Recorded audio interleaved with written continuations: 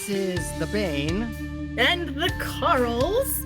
Yo, and we are two friends and a coffin. And you, my fellow coffineers, are all welcome to the show.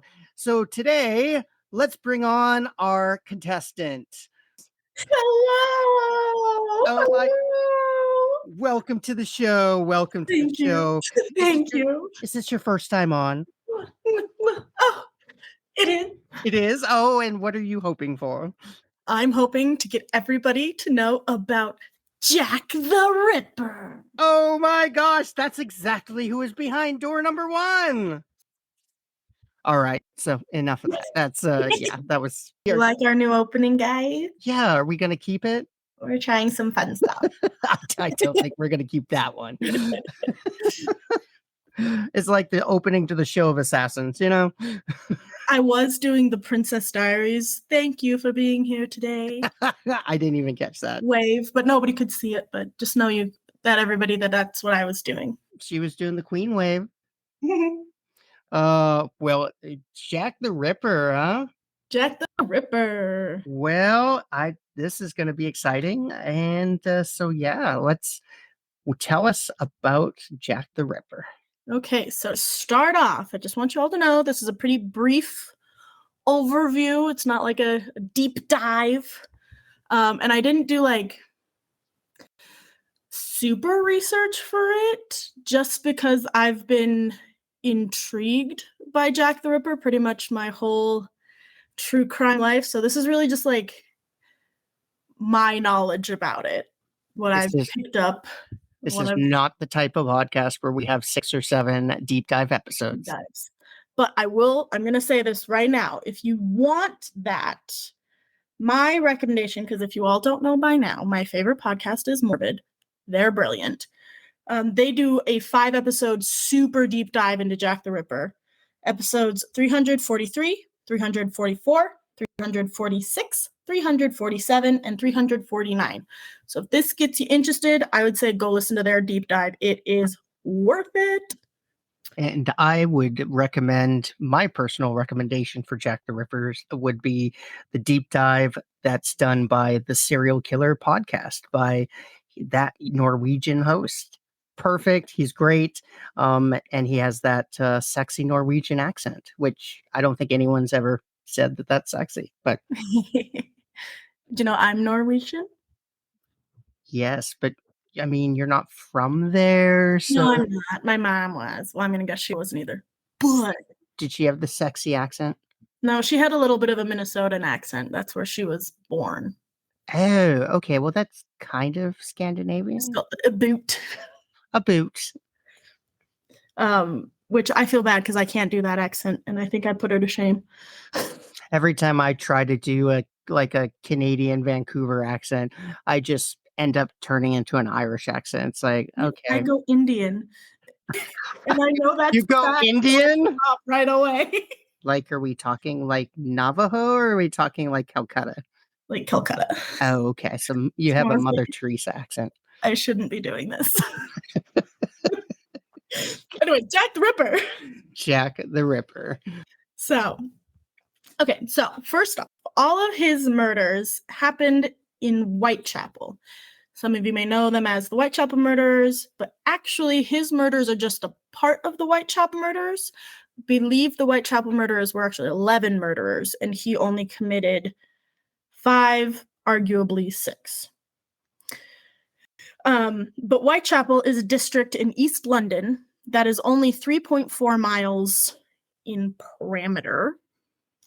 And the area is close, or at least in the 1888s, it was close to the London Docklands and the east of City of London. And because of that, it was a popular place for immigrants and the working class. And it was kind of the center of the London Jewish community in the 19th century and early 20th century. And there probably was a bunch of seamen down there too. And they'd be like, "Yar, matey, for the seamen." Yar, yeah, ripper. But Jack the Ripper was actually A pirate. newsflash, Jack the Ripper was actually a sailor. We've solved it. We've We solved solved it. it. Done. I mean, it makes Done. more sense than he was the Queen's fucking surgeon. Episode's over.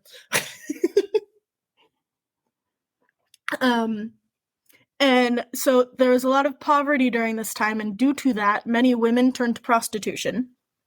And in October 1888, the Metropolitan Police estimated that there were about 1,200 prostitutes of a very low class residing in Whitechapel and about 62 brothels.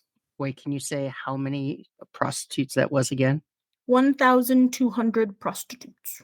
And how many people lived in this area? I don't know that.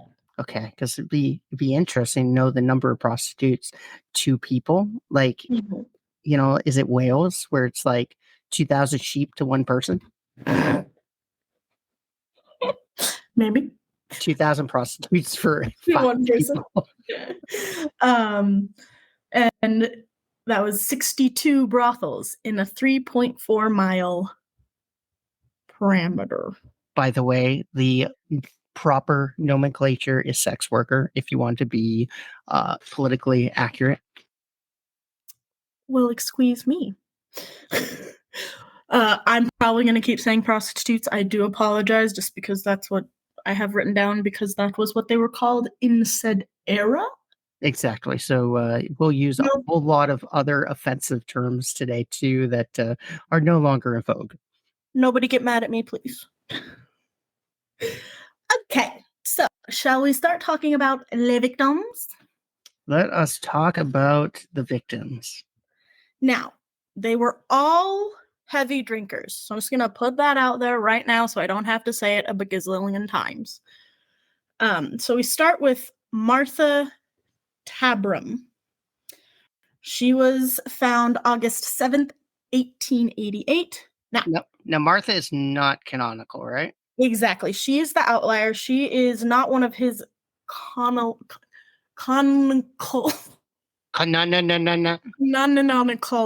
victims. Kofifi. But it has become very widely believed that she was, in fact, one of his victims. But in the history books, it's still going to say 5, but she's pretty well believed. So I put her in here because she deserves to be mentioned. Well, tell us about her. She was known as Pearly Paul, which I think is adorable. She was 39. She was a prostitute, and she was last seen with a friend who was also a prostitute, and they each had a sailor client. And the 4 of them left the bar, and they went down separate alleyways with their clients, and she was never seen alive again. She was found at about 5 a.m. and they were able to tell that it had been about 3 hours that she'd been there. She had 39 stab wounds to her chest, neck, and abdomen. So she also seems to be pretty in line with his progression, if you were to look at all of them. When you say progression, what are we talking about? I'm talking, I'm going to stab you once, and then my next victim I'm going to stab 5 times, and then the next one I'm going to stab 10 and slit their throat, and then just like his progression of violence within his murders. Although you said she was stabbed 27 times? 39. That seems like a lot for somebody's first murder, to be honest. I'm not saying it was its first. I'm just saying it's probably the least of the rest we're going to talk about. Okay. All right. So a progression from that standpoint. From that. Yes. I truly do not believe that this is his first victim. It definitely seems just, I don't know. You don't normally start off killing somebody so violently. I mean, I'm not going to say that's never possible because it has happened before, but it's very, very, very rare. So now we're going to talk about Mary Ann Nichols. She was found August 31st. She was 43. She was in front of a gated stable entrance. She was found at 3:40 by a man on his way to work. Both sides of her face were bruised with 2 wounds to the neck that cut her throat. Her vagina was stabbed twice.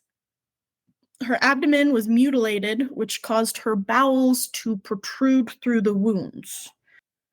Now, no organs were missing with her. It's gonna get a little gruesome here, people. He was the Ripper, by the by.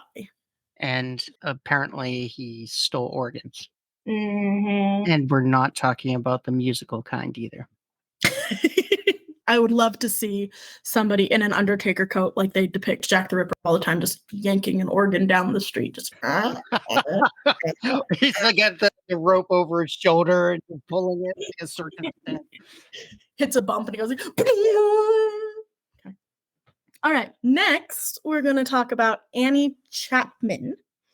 She was found September 8th, 1988. She was 47 years old. She was lying on the ground in the backyard of 29 Hanbury Street. She had lung and brain disease that would have killed her within a month, we've since learned. A witness saw her talking with a man around 5:30, who the witness described as over 40, slightly taller than Annie, with dark hair and a foreign, quote-unquote, shabby Gentile appearance, which apparently typically meant Jew.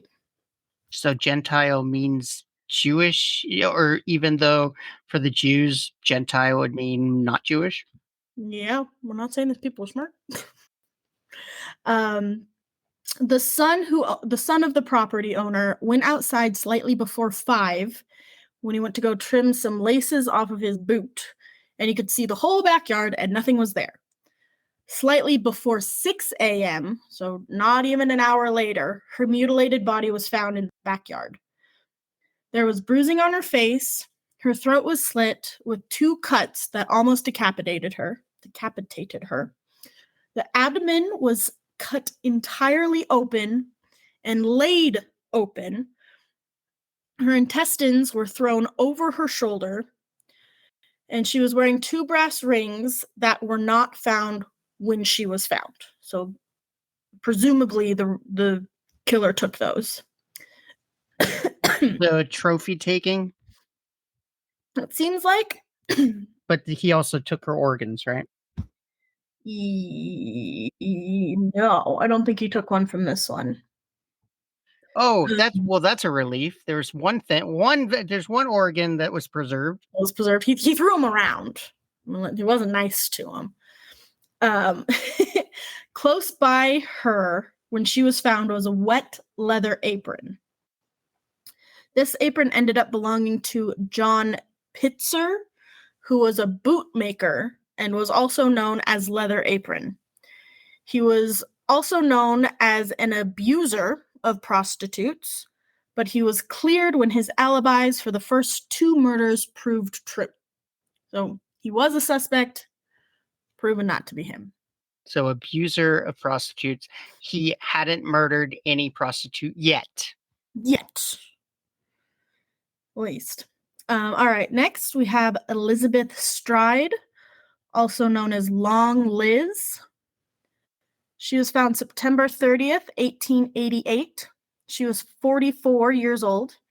Her body was found 1 a.m. in Duffield's yard. Her throat was slit, and when she was found, her blood was still flowing. So she was just barely killed when she was found. Many believe that he was not caught, but something scared him away in process. So that's why she wasn't as murdered, and obviously most recently deceased when found.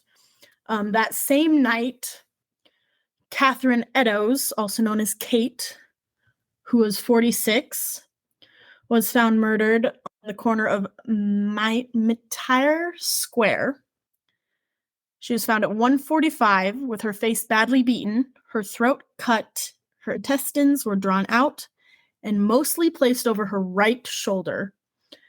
A piece of about 2 feet was mostly detached from her body and placed between her left arm and body, as if on purpose, was her. Oh no, that was the long piece was placed between her arm and her body. We're gonna, argue semantics here about which piece of the intestine. I don't know. I mean, like, you got some guts, lady. Yeah. Now she was missing her womb, her bladder, and part of one kidney. So he took those. A piece of her apron was found, her apron, about 5 minutes walk away. And written on the door above where her body was found was a note written in chalk saying, "The Jews are the men that will not be blamed for nothing."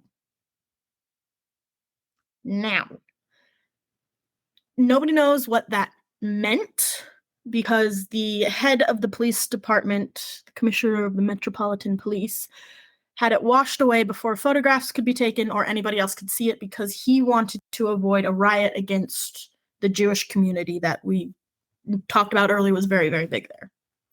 And the Jews at this point were, well, I mean, they've always been hated through history, but this was no exception. They weren't treated very well at this time period either. It would have been very, very easy for there to be a riot of some sort or some kind of race badness.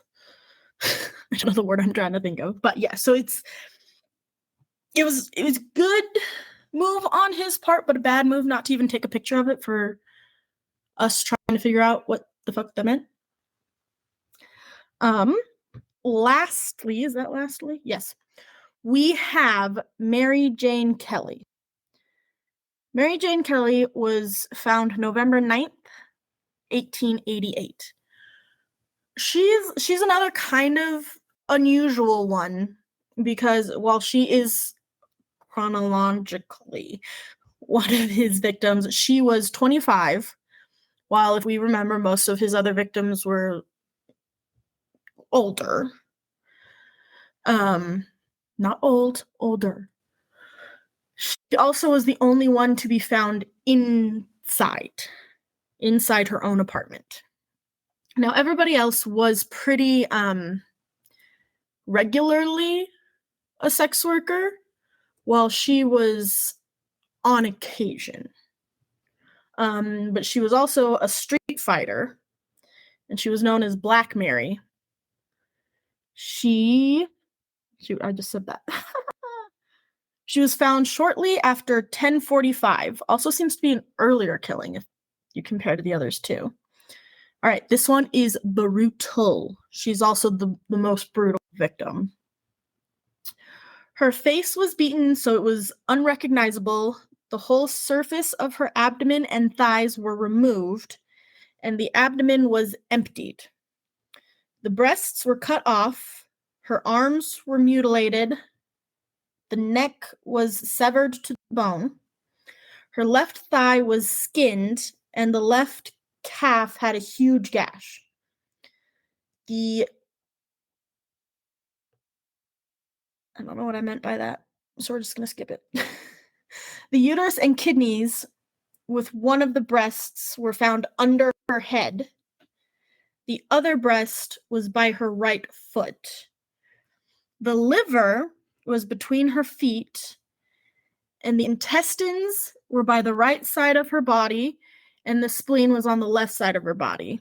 So did these look like they were purposefully put or just thrown everywhere? Like, I mean, obviously the stabbing part was very, like, brutal and did not seem like, just surgical, but was the placement of the organs particular? I think the placement of the organs were particular. They seemed very neat, kind of not just like strewn about, but what the placements meant, like if there was any symbolism behind it, I am not sure.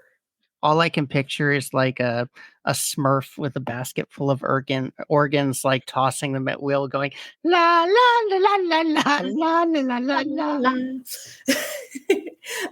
And then lastly, the flaps of skin that, like I said, she was skinned, was removed from the abdomen and the thighs, or on the nightstand table next to her. I don't know. So she was pretty gruesome. When I went to Scotland a few years ago, well, I went to London and Scotland. When we were in London, we took a Jack the Ripper tour, which was so much fun. And we went to a lot of the crime scenes where the bodies were found, and we even stood outside the building, because the building where this murder took place is still there. We couldn't go inside, but we just stood out and looked at the window, and we're like, wow. So now, one other interesting characteristic about Jack the Ripper, he wrote letters to the Scotland Yard, the police, which, I don't know, it seems in place with him, but it also seems very weird for him. Did he? Well, that's the other thing. Did he? Like, a lot of people think they were all hoaxes. Most of them were hoaxes, but there's 3 that I'm going to read for you that people are pretty sure he did. But at the same time, like, I wonder, because personally, if you look at the murders, I would think he's a guy who doesn't want any kind of, he's just like, I'm pissed and here's what I'm doing. While the guy who writes these letters is very showmanship, very dramatic. So I'm going to read you these letters real quick. So the first letter that was sent, that's believed to be him, is the Dear Boss letter. They've all also named them all. This one is oh so dramatic. Dear Boss, I keep on hearing the police have caught me, but they won't fix me just yet. I have laughed when they looked so clever and talked about being on the right track. That joke about leather apron gave me real fits. I am down on whores, and I shan't quit ripping them until I do get buckled. Grand work the last job was. I gave the lady no time to squeal. How can they catch me now? I love my work and want to start again. You will soon hear of me and with my funny little games. I saved some proper red stuff with in a ginger beer bottle over the last job to write with, but it went thick like glue, and I can't use it. Red ink is fit enough, I hope. Ha ha. The next job I do shall clip the lady's ear off and send the police officers just for jolly. Wouldn't you keep this letter back till I do a bit more work, then give it out straight? My knife's so nice and sharp, I want to get to work right away if I get chance. Good luck, yours truly, Jack the Ripper. Don't mind me giving the trade name. P.S. Wasn't good enough to post this before I got all the red ink off my hands. Curse it. No luck yet. They say I'm a doctor now. Ha ha. Can I just say, the fact that in 1888 anybody was writing ha ha in a letter makes me feel much better about my writing ability. Like, if I write ha ha to anybody nowadays, I'm like, oh, this is so stupid, especially in like a professional setting. I'm like, I can't write ha ha. Nobody writes ha ha. But I'm like, oh, people in 1888 wrote ha ha. Screw it, I'm gonna write ha ha. Did he ever send the ear or no? Mm-mm. That seems to me that it was yeah, if it was him, he probably would have sent the ear. Mm-hmm. It does get mentioned in another letter. I think it's this next one that I'm gonna read. So probably these 2 were at least written by the same person. Yeah, they believe at least these 3 were written by the same person. Whether or not actually the Ripper, that's debatable. Now, Saucy Jack is this next letter.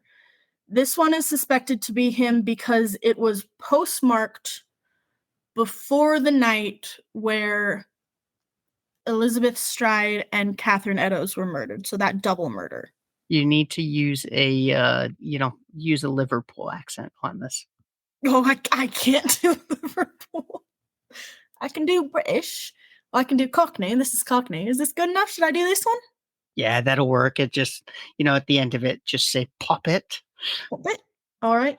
I was not codding, dear old boss, when I gave you the tip. You'll hear about Saucy Jack's work tomorrow. Double event this time. One squealed a bit, couldn't finish straight off. Had not time to get ears off for police. Thanks for keeping last letter back. Till I get to work again. Jack the Ripper. Pip pip. Was I supposed to say pip pip? Cheerio. Cheerio. I've already forgot what you asked me to say. So that's why they think that one might have been him, because it references the ear from the first one. And it references this double murder that hadn't happened when this was sent. Yeah? So, intriguing.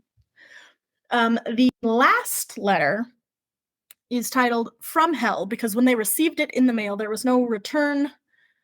Well, of course, there's no return address, because, who's going to murder somebody and then write a letter and be like, here's my return address? But the only place it did have was From Hell, which, can we be more dramatic? I don't think so. Not really.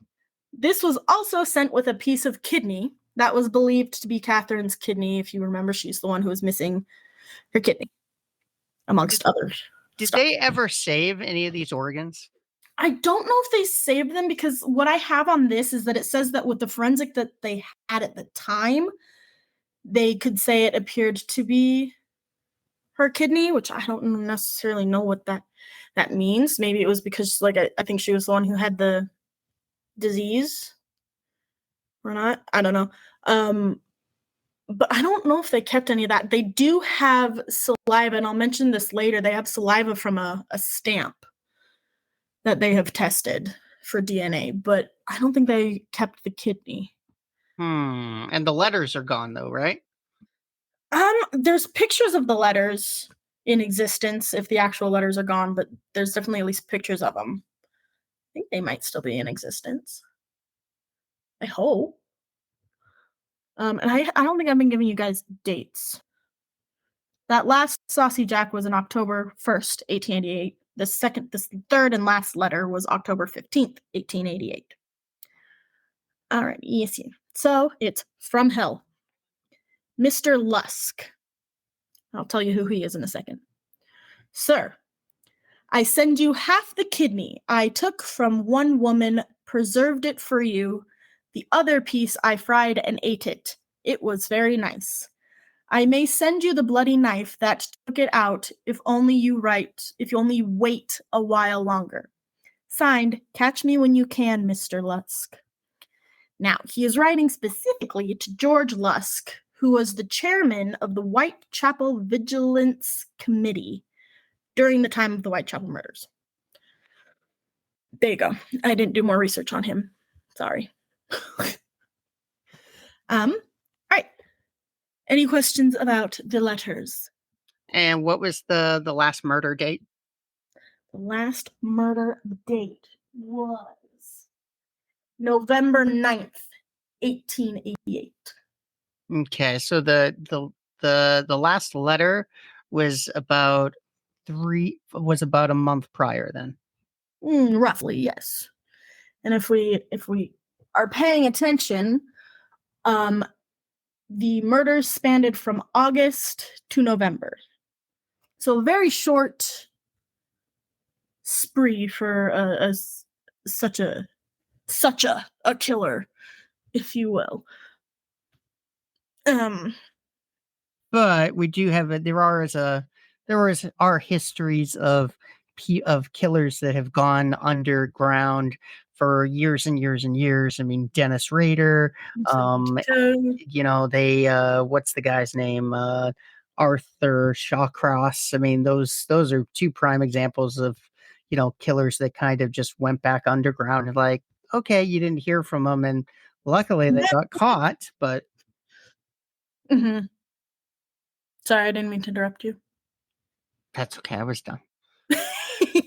But yeah, of them just disappearing and coming back for who knows what reasons. And like we've always discussed, there's the instances of they could have gotten caught for something else.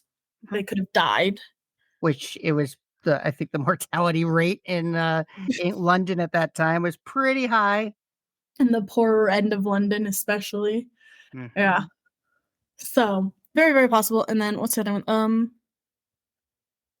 I don't remember the third reason why they typically stop. Because they just said, "Hey, I'm bored with this. Let's just go get a They're just drink. done. Let's become an alcoholic like my victims." Let's pick up painting. Let's do something else. Let's channel my anger into something productive and artistic. Ooh. Ooh. Could that be a hint? Maybe. Are you going with the Cornwell theory? Is that his Patri- name? oh no, Patricia Cornwell's theory of who Oh yes. done it. Yes, Walter. That's not my chosen, but it's on my list. I read the book. It was not convincing. And like it's intriguing. Do I It, think it, it's true? you I don't know. know, the skin under my fingernails is intriguing too. Well, on that note, shall we scooch on to suspects? Yes, let us go to the suspects. All right, there's a long list of suspects. I briefly touched on them again because I don't want to be here for 3 hours talking about all of the suspects because trust me, we could be. You can go to is it Ripperpedia? There's literally a website devoted to all the research and Yeah, all the documents and all the victims. all the everything. Okay, so first we're going to talk about Dr. Stanley. Now, people's theory for his motive, that's what I want, was revenge. His son slept with Mary Kelly, got syphilis, and died. Is that an actual yes, it happened, or that's just a theory? I think that's a theory. And it might be true that his son got syphilis and died, but I think it may be the theory is that he slept with Mary Kelly. Because there's no evidence. Oh, look, there's no evidence that she had syphilis and that they knew each other. So, By the way, syphilis is a fascinating disease, and maybe at some point we'll need to do it. But yeah, go do a checkout. There are several podcasts that talk about medicine and sociology with syphilis in like London during this time period. Absolutely fascinating stuff. it really is. I was watching Reign, great TV show if anybody wants to watch it. It's like Long May She Reign. It's about Mary Queen of Scots.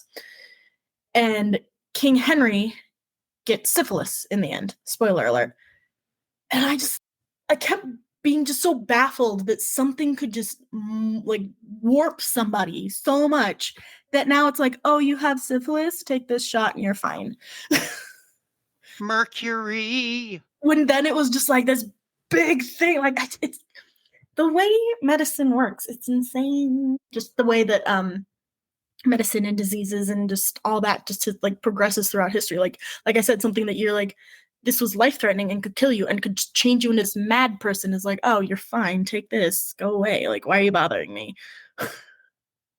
you know? Okay. So next we will talk about Joseph Barnett. He lived with Mary until October 7th, and he visited her on the evening of her death, and he had been known to be quite violent. When she was, and so people are honestly kind of like, was she even one of Ripper's victims? Like, I don't think people think he's the Ripper. I think people think he's her murderer, and she's not actually Ripper's victim. And then we have Montague Druitt, who was a barrister, also known as a lawyer, who was also an assistant school teacher, but he was fired. He was found on December 31st, 1888, floating in the Thames near Chaswick after committing suicide, and he was said to have been sexually insane. So, like we talked about, could have died, and that's why he stopped, but interesting note. And then we have Carl Fagenbaum. That's not sorry, I'm sorry. He was a German sailor. Oh my god, why can't I say that word today? See, I told you it was a sailor. Sailor. Hey, you coming my way, sailor boy? Looking for a hot date, sailor man? Somewhere to dock. I get some nice hot syphilis for you. Any port in a storm, if you will. He was executed for murdering a woman in New York in 1894. His defense lawyer told newspapers Fagenbaum admitted to being a serial killer and that he could place him in Whitechapel at the time of the Ripper killings. Ooh. So that's intriguing. Like, I'm not going to write Fagenbaum off, because I also could have done more research on the woman he murdered, and then we could be like, oh, that looks like it, but I didn't. So sorry, everybody. You've got some homework. Bring it back next time, or else. Catch up on next episode. What happens with that? George Chapman, who was an Irish immigrant, worked in the basement barbershop below White Hart Pub, where Martha Tabrams, the very, very first victim, who again is not chronological, was found. And he was a murderer. 3 women he lived with had been murdered by poison between 1835 and 1901, which he was hanged over in 1903. Which, okay, he murdered. That's suspicious, but I don't see somebody going from ripping people apart to poisoning. Yeah, that's just a different way too big MO shift in my opinion. Like they can change methods, but just to go that different, I mean, yeah, that's just very different. Very different. To hella bloody to essentially nothing. Now, I'm not saying poisoning's clean, because that can be messy too, but in a very different way. Another just fun theory is black magic. People believing that bodies were placed to make a pentagram. It says pentagon, but I think it means pentagram. So the spirit world could be reached by the offering of body parts of a harlot. Just the drama. Yeah, why did you need 5 of them when you could have done 1? They weren't harloty enough, apparently. They needed to gradually get more harlots. So that's fun. And then on that note, I don't think I wrote it down because I was just like, on that note, people think he was a demon who just popped up from hell to commit some murders and then just pop back down. Right. Sure. I don't think a demon would write such a dramatic letter. We got people are terrible enough on their own without needing to bring demons into this. Let's not. And then we have Robert Donston Stevenson. He was a journalist in the occult and black magic. He wrote a newspaper article claiming that black magic was the motive for the killings. So the two kind of go hand in hand. People are like, oh, you said that? Well, you must be doing it. Again. And then we have Dr. Francis Tumblety. Yes, Dr. Frank. Who apparently hated women, specifically prostitutes. He fled to France on bail when the killings stopped. Now that's all I have on him, but you sound like you like him. You talk. I think there's not much known about him, but he had the coolest mustache. Like you look at him, he looks like a fucking walrus. Like you see the woodcut of him. It's like, oh, that's pretty snazzy. But yeah, that's I've heard of him, and he kind of sounds like a good contender for that.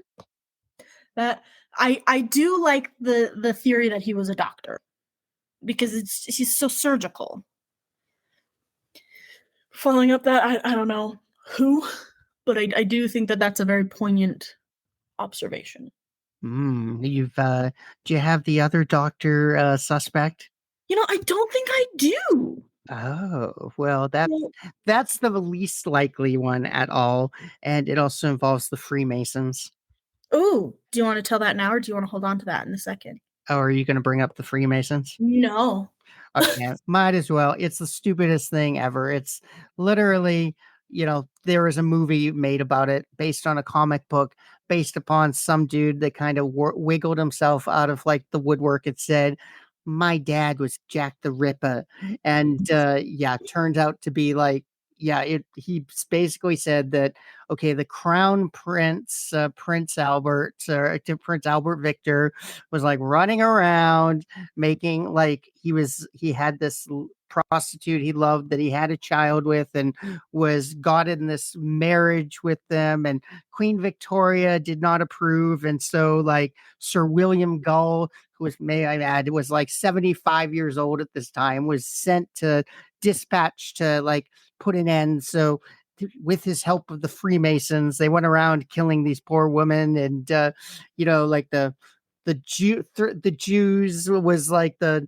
Freemasonry, the Jubilat, Jubilo, and Jubila, just like these weird things that they're trying to, like he claims that the way that people were cut from ear to ear and their heart torn out mimicked Freemason syrup penalties that were talked about in the blood oaths.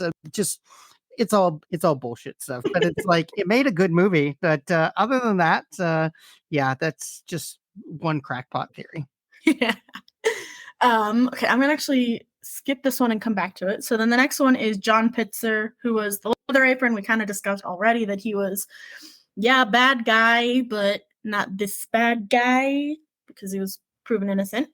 Next we have Prince Albert Victor, who you kind of mentioned, but so in that Oh, theory, I didn't know you were going to bring him up. I'm sorry. no. So in your theory, it was his doctor, is what I'm understanding. Well, Not the Queen's Victoria's doctor, and doctor. it was the Queen trying to protect the dynasty rather than it sounds like in this story what you're talking about is that Albert Victor himself was the murderer. Yes. So Prince Albert Victor was known to his family as Eddie. He was son of King Edward, who was the seventh grandson of Queen Victoria. Based on my research, I could be wrong. What do you think that Prince William's called by his family? Do you think he's called Dickie? Hello, Yeah. it's our little Dickie. Now, he was second in line to the throne. He died of influenza at 28. The theory is he committed the murders during fits of insanity caused by syphilis, or in a rage against the prostitute who gave it to him. So, Hmm. I I don't kind know. of I kind of like the doctor version better. like. I kind of love this theory of it just being a prince, just because it's like so out there. But do I believe it's actually him? No. But I kind of love It sounds like it's a we hate the monarchy. Like this is just the type of like thing that they would do and get away with it thing. Yeah. So like kind of love it, don't actually think it, but kind of love it. And then what we were kind of talking about earlier is Walter Sickert. Is that how you Yes, say it? Walter. He was a Victorian painter who took interest in the crimes of Jack the Ripper, and he believed that he had lodged in a room used by the notorious serial killer. And he was told this by the landlady who suspected a previous lodger who stayed there in 1881. I know nothing more on it. I did not look into the landlady and her suspect theories. Now, Sickert did a painting of the room in 1905 through 1907. I guess that's how long it took him to paint it. I don't know. And titled it Jack the Ripper's Bedroom. Yes, it is a creepy painting. It's very creepy. I want to see it in real life because I feel like pictures of it don't do it justice. Because it's also like you kind of can't tell what you're looking at. Yeah, it's like a So lot of shadows. Yeah, so I'd like to see it in person to know what's real versus what I can't tell what I'm looking at because of the picture, you know? Mm-hmm. So I would really like to see it in person. But it shows a dark, melancholy room with just, like everything out of focus and just this figure with like a red something. And you're just like, wow. Yeah. Yeah, that's this is the one where Patricia Cornwell, this was her theory she presented, and she spent all this money to get and I think this is where you get the postage stamp thing. Like there was a letter, Mhm. an envelope was still around, and she got it tested, thinking, well, if if we can prove that it's Walter Sickert's DNA, like he mailed the letter, and I'm thinking to myself, okay, just because you prove that he mailed the letter doesn't mean he was the actual murderer. Maybe he was just the copycat that was sending the letters for fun, which also sounds like a fucking the twisted thing Sickert would do, to be honest. um, so it just kind of it suggests that he's very interested in morbid interest in the suspect, which I'm morbidly interested in the subject. I didn't kill anybody yet. Just kidding. Yet. Just kidding. um, so there's good evidence that he spent most of 1888, if we're remembering, is when the murders happened, outside of the UK. So I don't think he did it. It is funny that for over 80 years there was no mention of him being a suspect until the 1970s, when multiple authors began to explore the idea that he had something to do with it, that he was either Jack the Ripper or his accomplice. Now, I could kind of get behind the accomplice idea. Like you were saying, maybe he's just the one who licked the letter. Yeah. That was his job, to lick the letters. Yeah, lick that letter. ASMR. Put that on the letter. The last suspect that I lied. We're gonna go back to the other one. Very, very popular is Jill the Ripper. Many people believe that Jack the Ripper was actually a female.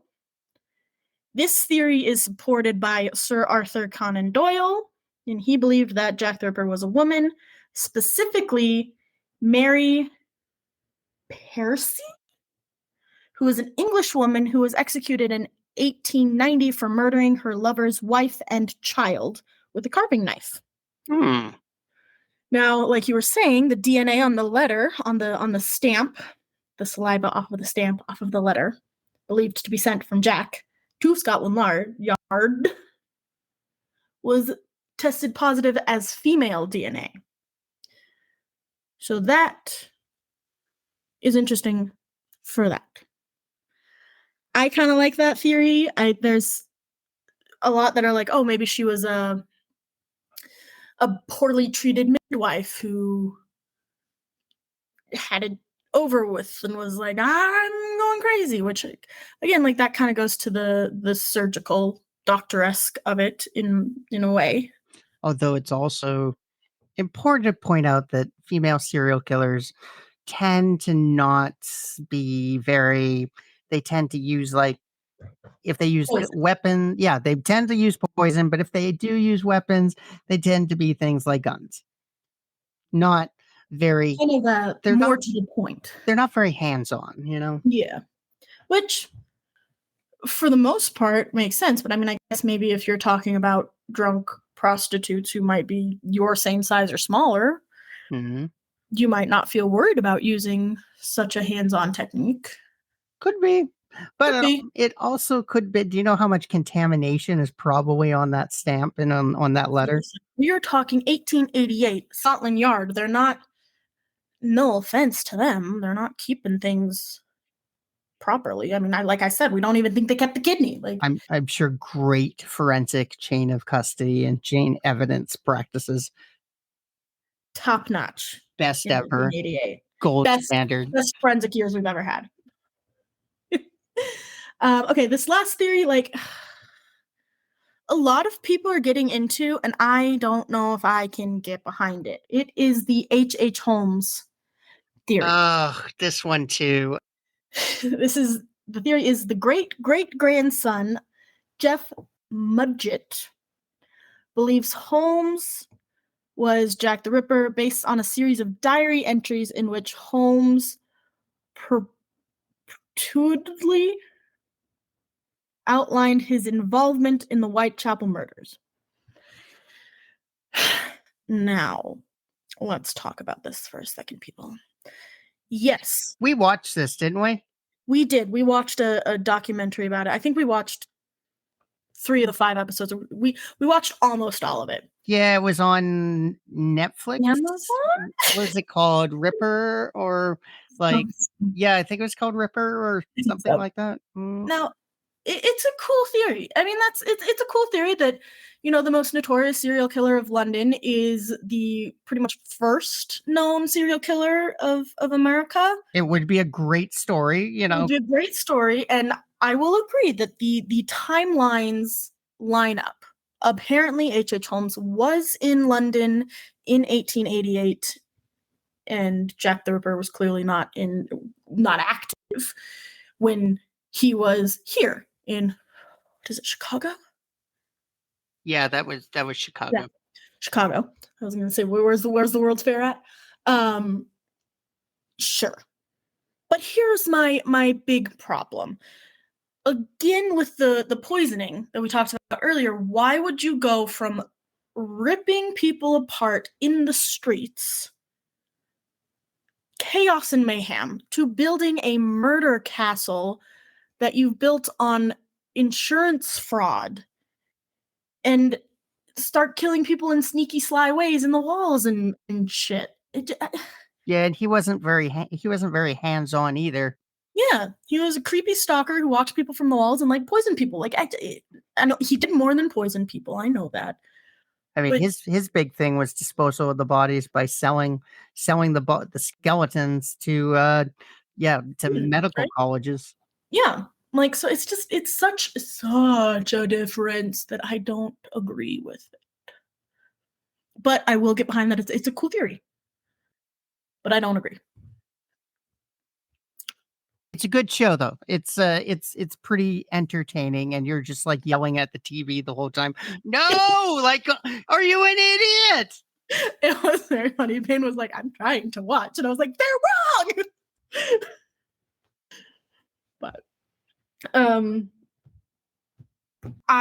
so I'm just gonna switch gears real quick. I read a book series recently, like last year, that kind of emphasized on Jack the Ripper, or at least the first book. It's called Stalking Jack the Ripper by Carrie Maniscalco. It is about a girl in is it technically the 19th century when you're talking about 18? Yep, that would be the 19th century, end of the 19th century. That always confuses me. So, and she wants to become an autopsy technician lady because that's what her father is. But I mean, she's a woman in the 19th century. God forbid she does anything. But it's really interesting about that. And so the first one is about Jack the Ripper and the crimes, and she's in London and she's trying to figure out who Jack the Ripper is. And then she's got Hunting Dracula, Escaping from Houdini, and Capturing the Devil. Now that one is about H.H. Holmes. So I thought I'd mention that, all of them, since we talked about H.H. Holmes and Jack the Ripper. I would recommend them. They're good books. They're fictional. They are fictional. So nobody go and tell me these are facts. But so I think that's all that I have on Jack the Ripper, because I didn't want it to be too serious and too deep divey. Just kind of an overview, a chitty chat. That was fascinating. There's a lot there, and there's a lot. You did a good job of, taking things down so that they weren't all over the place and so many. There's just so much to go through. I think you did a good job of getting at the meat and potatoes and stuff. Thank you. You're welcome. Yeah, he's definitely one that I could do forever on, but I don't think I would ever want to do forever on, just because I like him so much. And hopefully everybody listening to this knows what I mean by I like him. Okay? Yeah. Okay. This is a good introduction to whet your appetite to go learn more. Mm-hmm. Fascinating. And like we were saying, there's tons on him, real and fictional. I can't tell you the amount of TV shows that all of a sudden he'll pop in an episode and you're like, what? Mm-hmm. Yeah, It's funny. just random. So, yeah. Well, thank you for that. I appreciate that. Thank you. Thank you all for listening. And I hope you enjoyed my stumbling over my words and having a good time. Yep. Well, that's it. That is our latest episode, and we'll see you next time. Bye.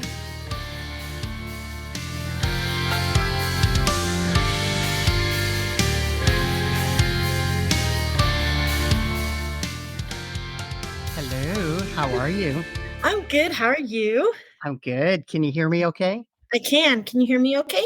I can hear you. Yes, I am.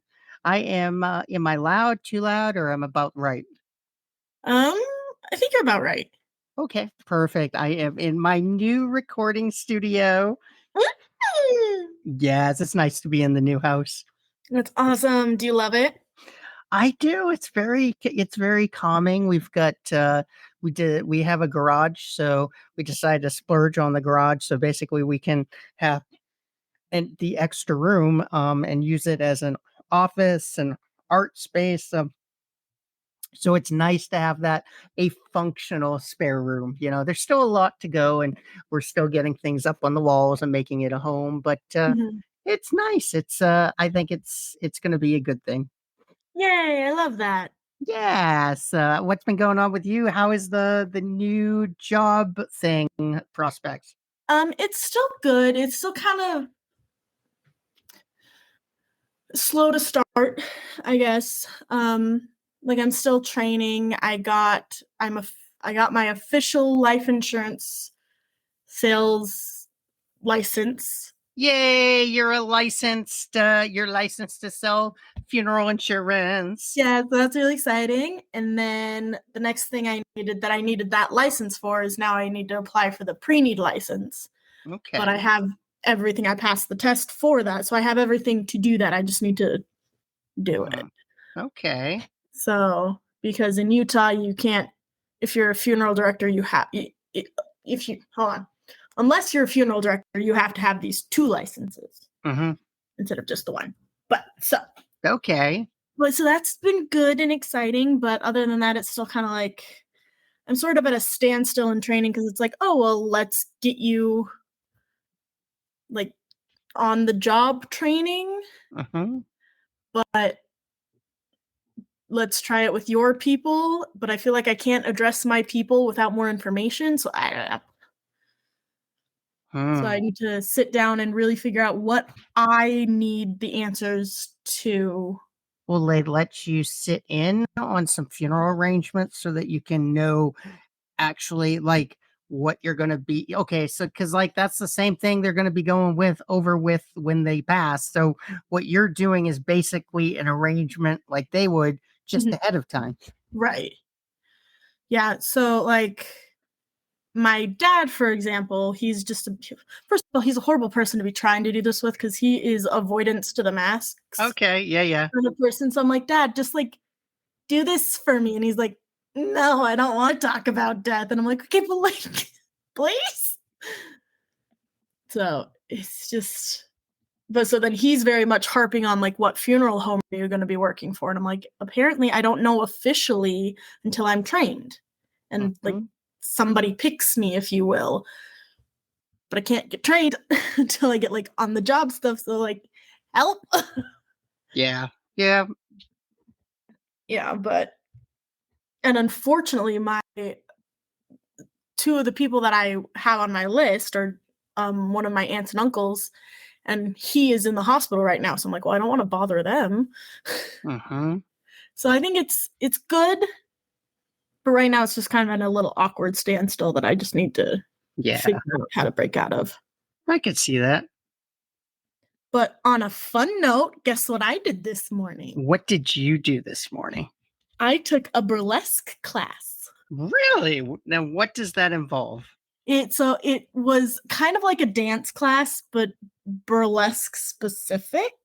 Mm-hmm. So you like wore a cute little outfit, whatever you felt comfortable in, and you just kind of learned the basics of burlesque performing and stuff. Okay. So it's just mainly about just how to dance? Yeah, Like, it's kind of like, oh, if you put your shoulder this way and do like this little move, it's like, oh, look at this. And just like being very comfortable with yourself and knowing how to use the space and being proud of your body and stuff like that. mm-hmm. So that was really fun. Okay. Because I've always thought doing burlesque would be super fun, but I just never imagined there was a place for it in Utah, but apparently there is. Hmm. So I'm like, well, hey. Interesting. Even though the laws are super stupid in apparently if you're performing burlesque in Utah, you're not allowed to touch like the nipple area of your boob. You can't touch it? What do you Uh-uh. mean touch Like it? like I personally couldn't put my hands on my breasts. Like what if it's even if it's clothed? Yeah. Really? Yeah. But you could do that on stage in theater. Right? Like I told Taylor this and he's like, okay, but what if you just called it a dance performance? And I was like, I don't know. Isn't like theater, like isn't burlesque a form of theater? It is. Okay, I'm so confused. I'm so confused too, because then like also you can't touch your butt cheeks or your butt crack. What? But you can be around them. What? I know. I was like, what the fuck is this? What the fuck? Utah! What the fuck, Utah? How am I supposed to be sexy if I can't touch any of my sexy parts? I mean, hey, ankles can be sexy. I'm gonna show that ankle. Oh yeah, those all those FLDS. Mm. Warren Jeffs is just the sexiest. He should be on the corner of Time Magazine's most sexiest men of 2023. Stop, you're getting me hot. You too? Oh my god. Actually, I don't think there's like a picture of a more creepier man if you've ever seen him. It's like, oh my god, like you could not have cast a creepier looking person as like, yep, probably a molester. Probably. Yep. Yep, that makes sense. That's him. Yep. Were you surprised? No. Nope. No one was surprised about that. He was voted in high school most likely to molest.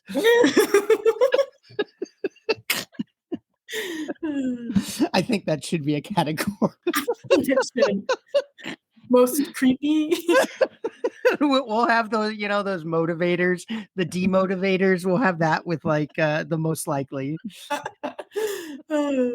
I feel like wasn't there like most likely to end up in prison or something? There might have been, but that was an actual category. That wasn't funny enough. We need specifics, people. See, if we were on the yearback committee, we would never be invited back. Never. They never would ban us from the 10-year reunion. Mm-hmm. Mm-hmm. Mm-hmm. Yeah. Do not allow entry would be our faces.